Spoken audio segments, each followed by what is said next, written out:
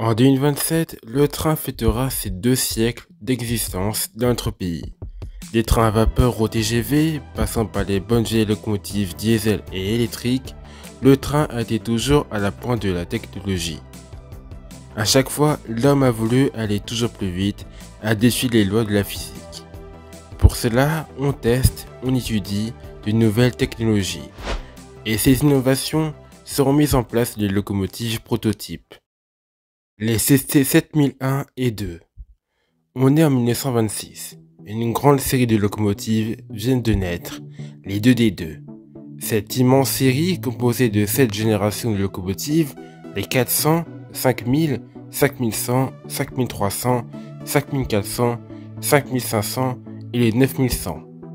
Sauf que ces locomotives ont un problème. Elles sont trop lourdes.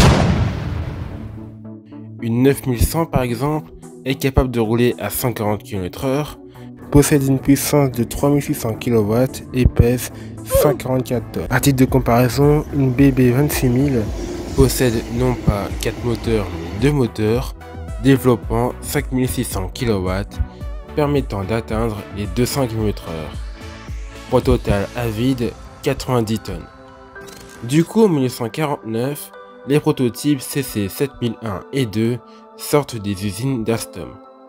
Elles ont été conçues pour les lignes accidentées du réseau. Elles disposent du monocoque, cela veut dire que toute la caisse fait partie d'un même bloc. Une technologie reprise de l'automobile. Le poids adhérent est supérieur à 25% comparé à une 2D2, réduisant ainsi le patinage et le poids de l'engin. On perd en moyenne 35 tonnes. Elles sont les premières à posséder des cylindres blocs qui permet au débattement des essieux verticalement. 6 moteurs de 650 chevaux seront installés, contrôlés par 3 arbres à cames. La 7001 et 2 effectueront des tests sur la ligne Paris-Bordeaux. Elles arrivent à atteindre les 160 km/h en tirant facilement des wagons et des voitures de voyageurs. 580 km réalisés en moins de 4h26. D'autres tests s'effectueront sur la ligne Paris-Toulouse. Très fière de ces machines, la SNCF commande alors les CC 7800. Elles reprennent toutes les bonnes technologies de ces prototypes.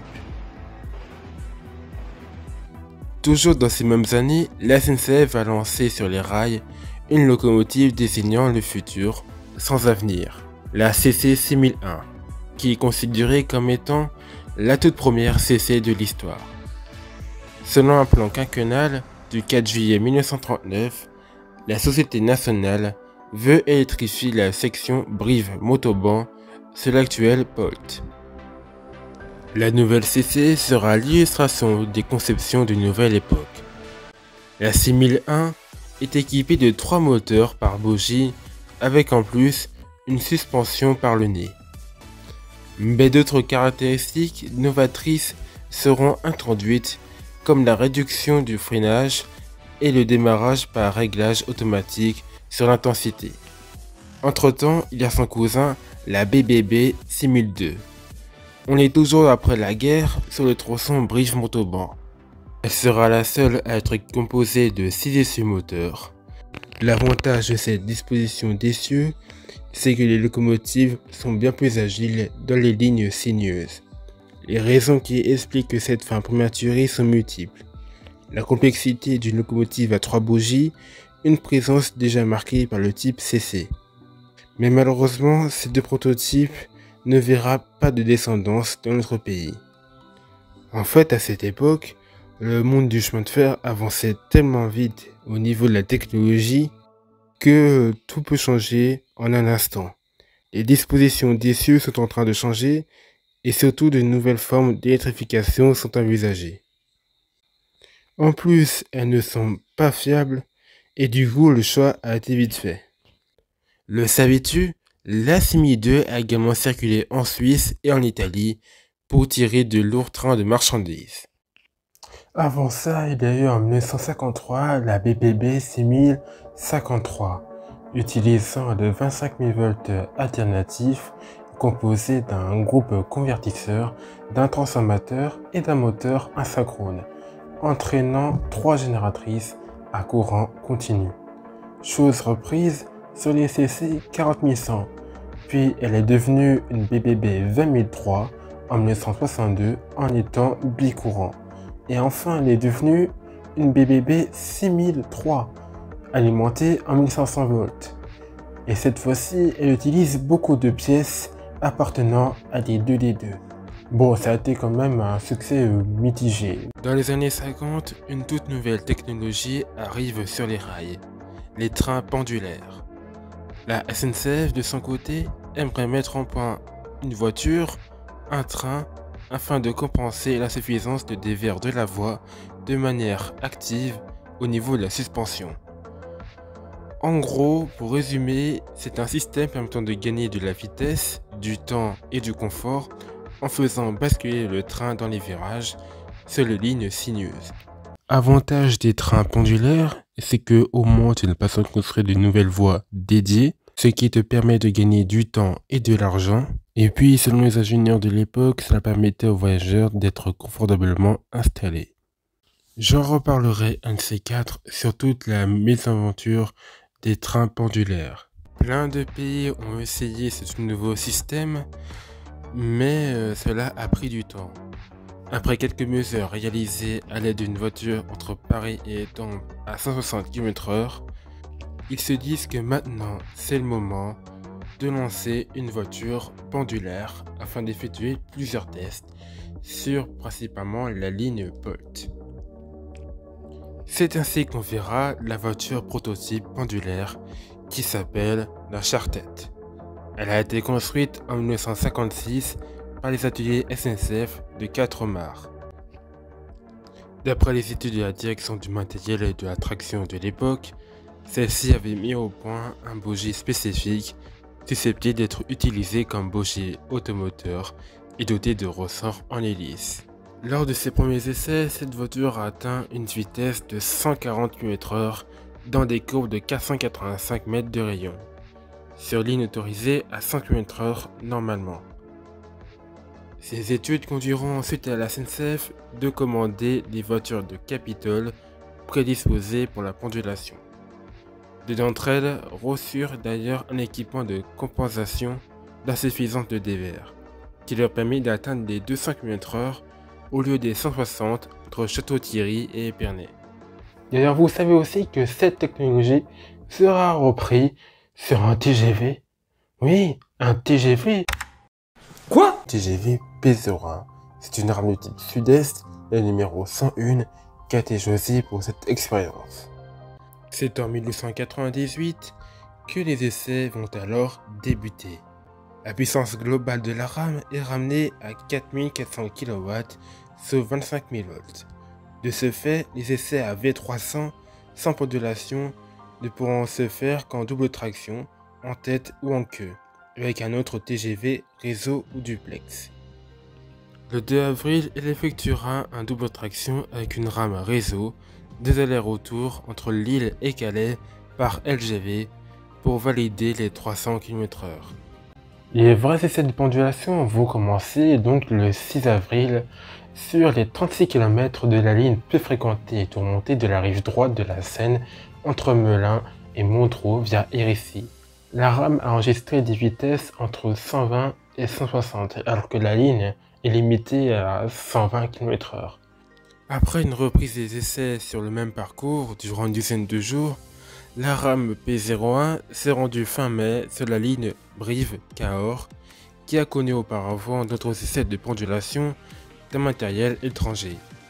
À raison de 2 allers-retours journaliers, des vitesses de 135 km/h étaient couramment réalisées au lieu des 110 autorisés sur la ligne. Mi-2000, il a été décidé de remettre la rame à son type initial et de lui faire bénéficier d'une innovation type 2.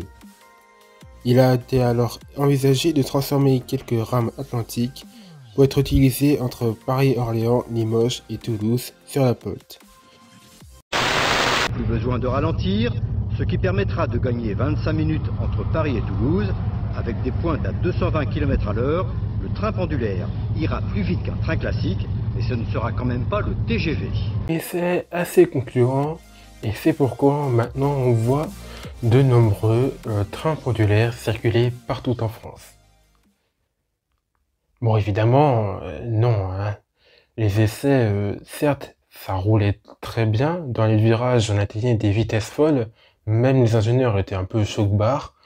Mais, faut dire la vérité, un train pendulaire, tu le vois rouler, c'est très joli, mais à l'intérieur, il y a beaucoup de témoignages qui disent que ça foutait la gerbe.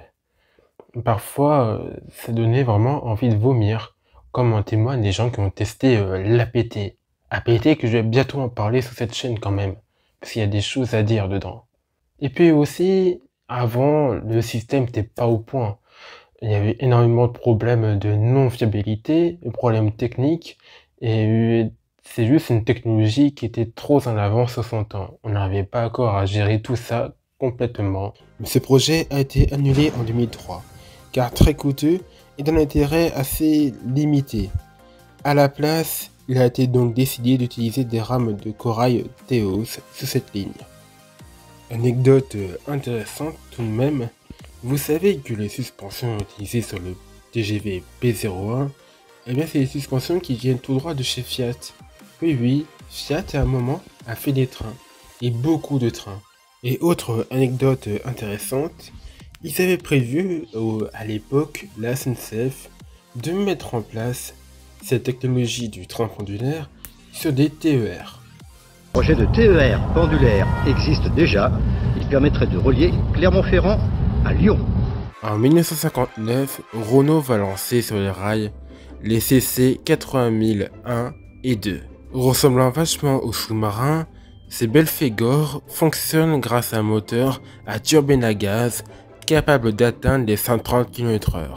Ces moteurs ne s'étant pas montrés concluants en service commercial. Faible motricité à bas régime, bruit de marteau pilon avec un sifflement de turbo, beaucoup de plaintes de voisinage, des vitres brisées dans les gares, à cause de ce moteur, impossible de chauffer les voitures de voyageurs. Après tout, c'est Renault, donc c'est assez normal, faut pas être étonné.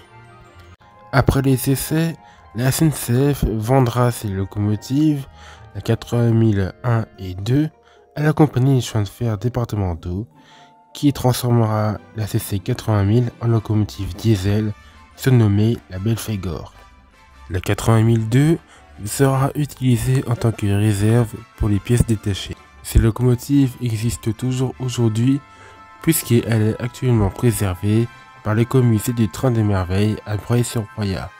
C'est peut-être les seuls prototypes préservés aujourd'hui. La CC 10002. Vu comme ça, elle n'a rien d'exceptionnel, mais pourtant elle possède un tout nouveau châssis. Ce châssis se nomme le Type C, équipé de 3 essais moteurs. Et c'est cette danseuse qui sera la première à être en équipée. Et elle sera ensuite déployée sur un bon nombre de machines de type CC, la 72000, 40800, 6500 et même 21000. Peut-être celle-là, vous l'avez oubliée. En 1963, la BB 8051 va être totalement transformée en BB 10001. Elle fut équipée de redresseurs et de transformateurs d'un autre genre afin de rouler en 25 000 volts alternatifs en Savoie, plus précisément sur l'étoile de Savoie, sur la portion entre Annecy et Aix-les-Bains. Aucune idée si elle a réussi à réaliser les tests correctement, mais en tout cas, tout ce que je sais, c'est qu'elle a été transformée ensuite en BB 20006. La BB 20006, c'est pas compliqué, c'est la version 1500 volts de la 10001. Bon, je ne vais pas rentrer en détail sur ces composants, puisque sinon la vidéo va durer trop longtemps. A priori, je n'ai pas trouvé de source sûre, mais a priori, la loco va connaître une explosion de son transformateur durant les tests. Au tout début de l'aventure des BB 15000, la 15007, venant des ateliers de Strasbourg, sera la prototype pour essayer des archeurs à Thyristor. Après modification dans les ateliers d'Elem, la BB 15007 deviendra la BB 7003.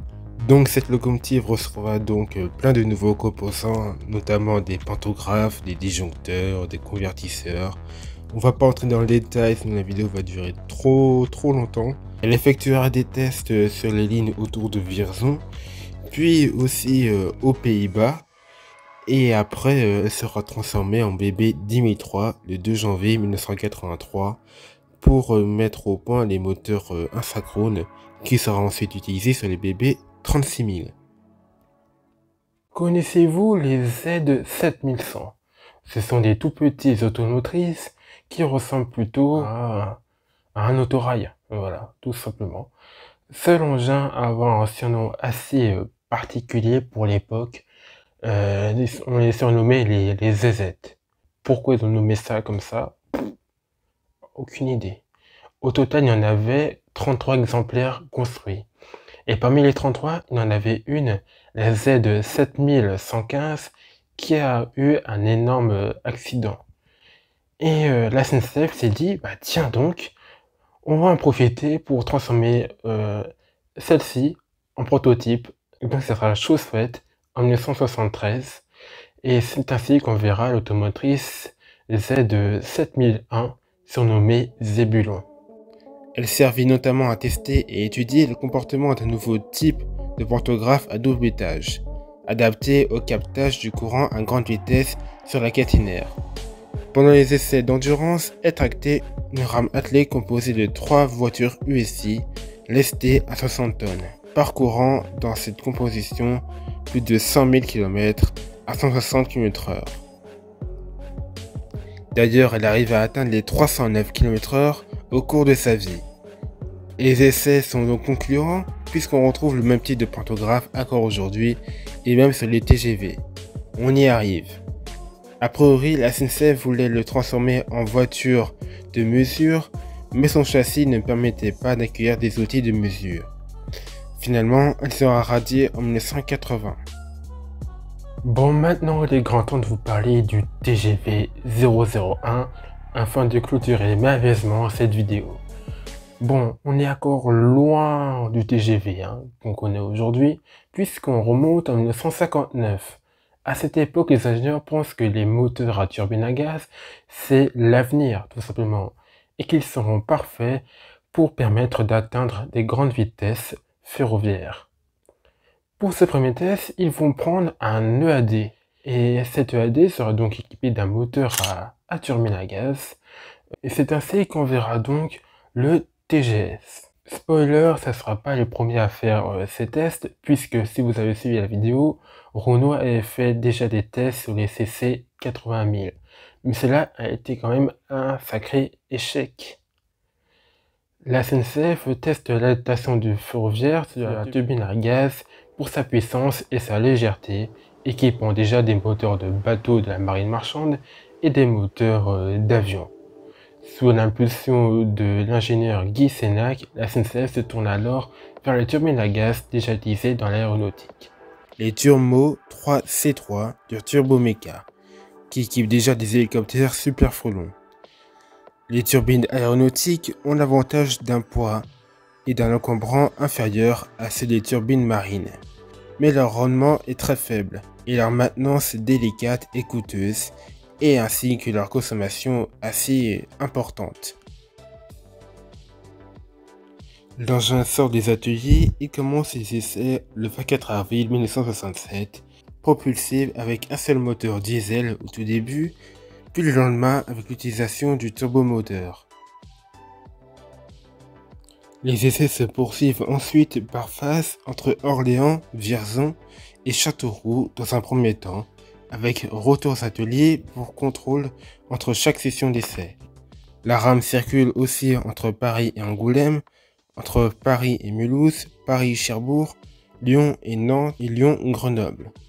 Le 20 juin 1967, le TGS ajuste le record du monde de vitesse en traction autonome avec 236 km/h. En 1969, le TGS retourne aux ateliers du Mans pour la pose d'une transmission assez particulière qui doit lui permettre d'atteindre les vitesses les plus importantes.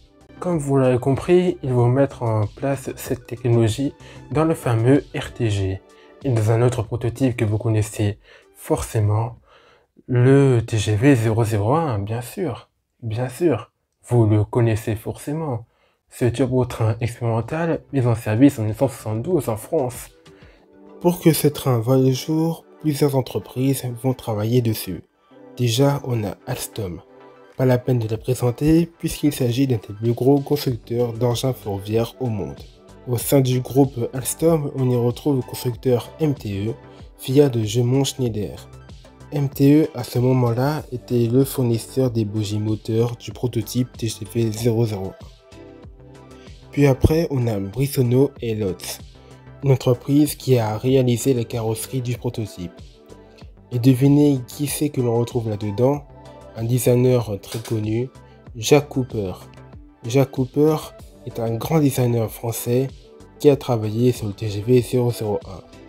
Il restera comme l'homme qui a donné au TGV sa silhouette distinctive avec son nez effilé et aérodynamique et sa première livrée orange devenue mythique dans l'univers ferroviaire français. Il a dessiné pas que les TGV puisqu'il a bossé aussi pour GM, Renault et pour Brissonneau et Lotz en travaillant sur des Opel et des Porsche. Et bien sûr, c'est lui aussi qui a dessiné le TGV Sud-Est et je crois aussi le TGV Atlantique. Malheureusement, il nous a quittés en 2024. Sinon, il y a aussi l'entreprise Turbomeca qui a travaillé sur le TGV 001 en faisant le moteur de cette bête. Au total, 4 constructeurs vont travailler dessus. Je disais à chaque fois TGV 001, mais savez-vous qu'il a failli avoir une deuxième rame construite. La rame B, le TGV 002, qui était normalement prévu d'accueillir des suspensions semi-articulées et pendulaires. Mais celle-ci ne dépassera jamais l'étape de la construction. Cette rame restera toujours en miniature. Bon, ça sera chose faite avec le TGV P01. Le TGV 001 va accueillir de nouvelles technologies, comme les bougies communs encadrant deux voitures. Ceci permet au train d'être plus stable et que les voyageurs puissent circuler librement entre les voitures. La rame est composée de 3 remorques encadrées par 2 motrices. L'ensemble de la rame est de type articulé. Celle-ci repose sur 6 bougies moteurs. Les 2 essieux de chaque bougie sont entraînés par des moteurs électriques entièrement suspendus. Côté technique, la rame reçoit une transmission triphasée, un alternateur principal hexapolaire et d'un bloc moteur redresseur de Grace et bien sûr le fameux moteur à turbine à gaz. Et puis les petits moteurs électriques. Et on atteint une énorme puissance capable d'atteindre des 300 km/h. À l'intérieur, on y retrouve une première classe avec des sièges orange comme les toilettes et en seconde, tu avais le droit d'avoir des sièges noirs. Le TGV 001 sortira des usines Alstom le 20 mars 1972 sur la voie d'essai de constructeurs et fut présenté à la presse le 23 du même mois dans la cour des usines. Son conducteur fut Jacques Béget, choisi par la SNCF pour effectuer les premiers essais. Le 4 avril 1972, il fait un parcours de rodage à la vitesse de 120 km/h entre Belfort et Vesoul. Et le 11 avril, il circula à 160 km/h sur la ligne de Belfort à Mulhouse. Dès le 25 avril, il circula sur la ligne de la plaine d'Alsace entre Strasbourg et Mulhouse, dépassant les 220 km/h le 3 mai et les 240 le 20 mai. Du 8 au 11 juin, les essais furent interrompus du fait du convoyage de la rame pour être exposé à Paris-Montparnasse. Le 20 juillet 1972, le TGV 001 atteignit les 280 km/h et dès le lendemain 290 km/h. La vitesse maximale est atteinte le 29 septembre 1972 à 314 km/h sur la ligne des Landes entre Bordeaux et Bayonne, dont l'aspect rectiligne en fait un terrain favorable aux essais à grande vitesse. Finalement, au lieu des 100 000 km prévus, cette rame a parcouru plus de 400 000 km. Cependant, avec le choc pétrolier de 1974 puis celui de 1979, l'utilisation des trains à turbine à gaz gourmands en carburant devint de moins en moins rentable face à la traction électrique. Ainsi, il cessa officiellement ses essais le 19 juin 1978 et se retrouva sans utilisation. Il fut alors garé aux ateliers de Villeneuve-Saint-Georges en région parisienne, puis à l'ancien dépôt de Hausbergen près de Strasbourg. 2 motrices de ce train de légende sont inscrites depuis 1996 au titre des monuments historiques. Aujourd'hui, une des motrices est installée au bord de l'autoroute près de Belfort et une autre à Bischheim. Du coup, ils ont préféré de développer le TGV PSE qui sera donc électrique. Les travaux de la ligne à grande vitesse est approuvé par Pompidou en 1974. C'est en 1981 que le TGV est inauguré par notre président François Mitterrand. Bon, cette vidéo n'était pas exhaustive. Il y a eu plein de prototypes que je n'ai pas parlé, comme la BB 20011 et 12, ou encore la BB 10004. En tout cas, merci d'avoir regardé cette vidéo jusqu'au bout. Pensez à vous abonner à la chaîne, à nous suivre sur les réseaux, et on se dit à la prochaine pour une autre vidéo.